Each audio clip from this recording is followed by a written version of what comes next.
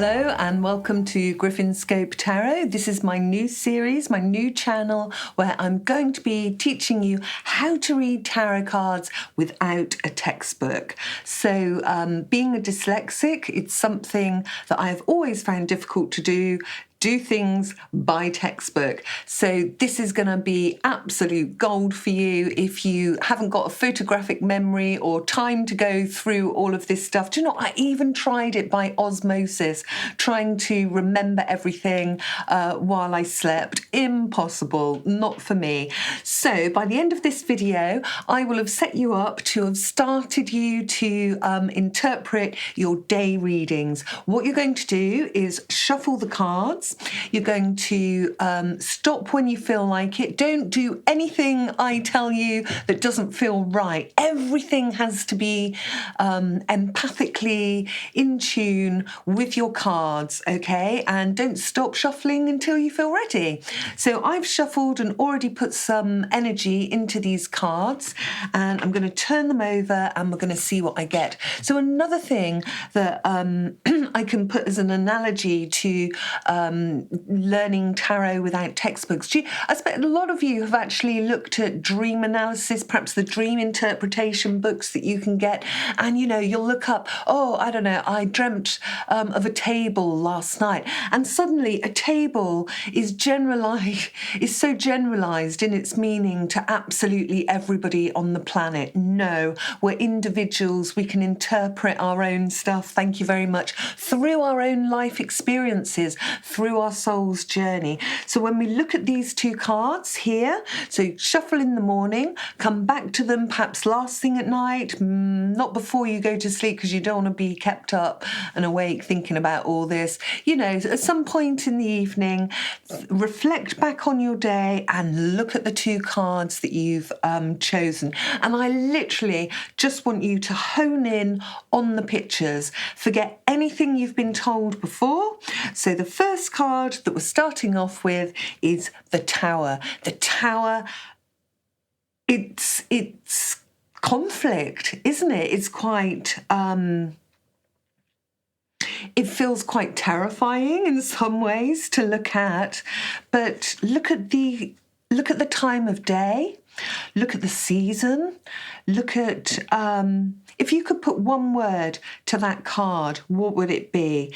Everything's about to change, right? This is the moment before the wrecking ball hits, and these cards are in for a big shock. Nothing is going to be ever the same again.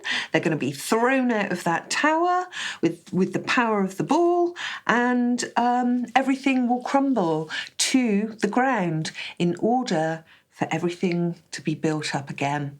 That's what life is, isn't it? So see if you can apply that to a life experience. When was the last time you felt a really powerful change that you weren't in control with, that there was nothing you could do to affect? Also note that there are many, many textbook meanings to one single tarot card, upright or inverted.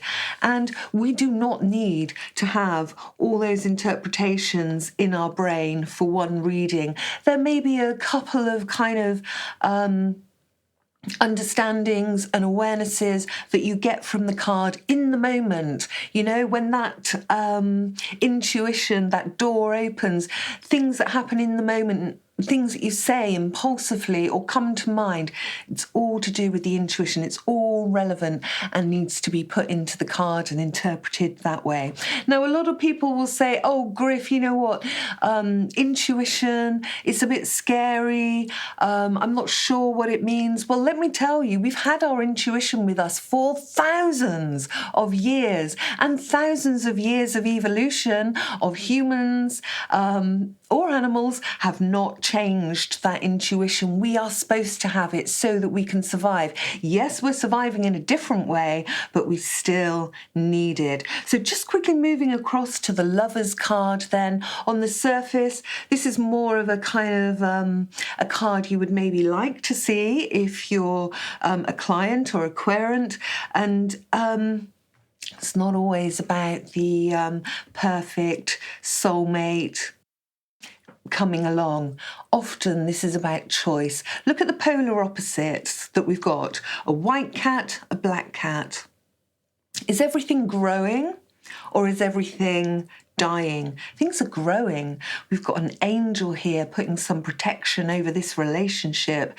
We've got roses signifying love, the highest vibration smell, along with oud, I believe, that perfume. Really, really good. So if you're feeling low or depressed, get some scent of rose underneath your nose, and look at the roots as well, going down into the earth. The earth for me is quite lusty, and it manifests. It's where everything grows, isn't it?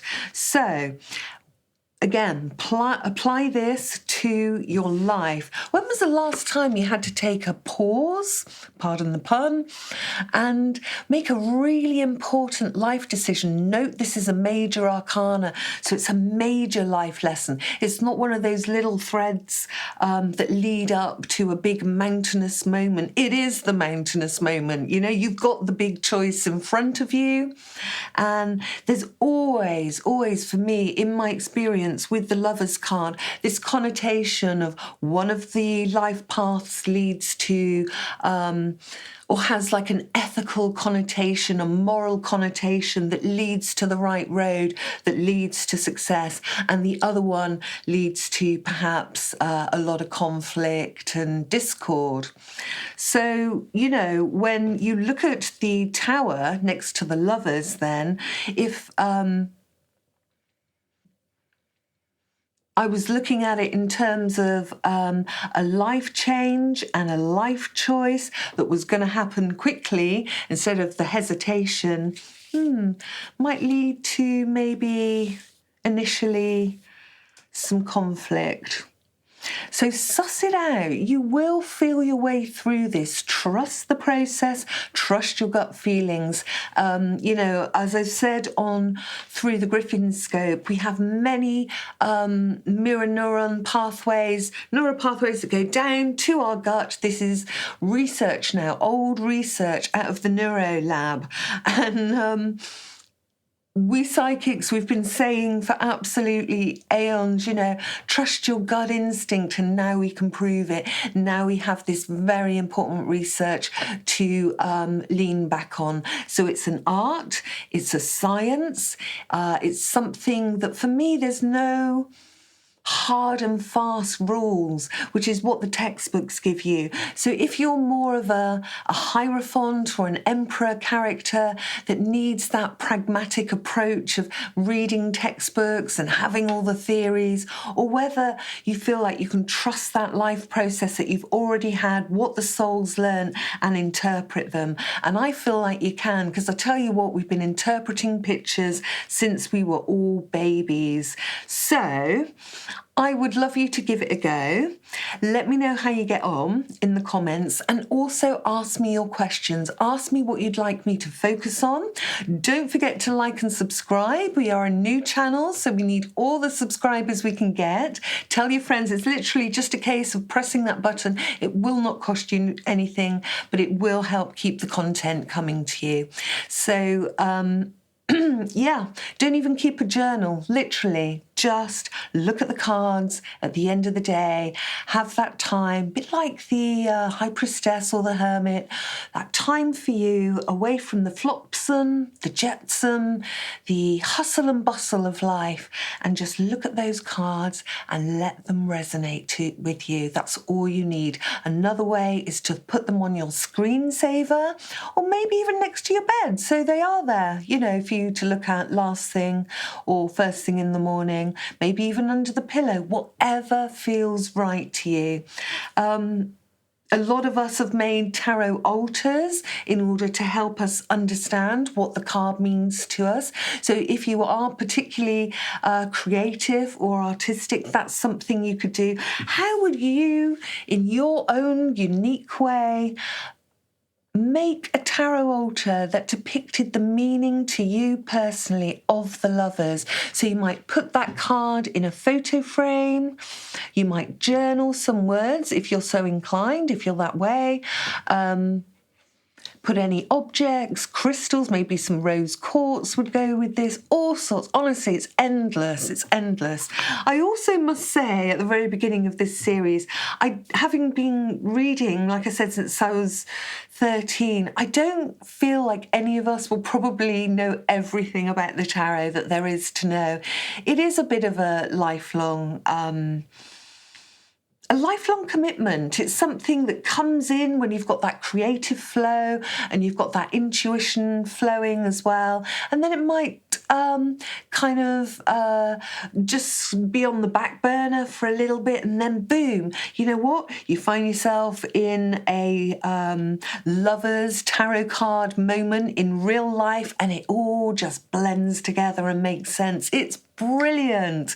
Let's get going. Let's do these day readings. Let me know your questions. I'll see you in the next.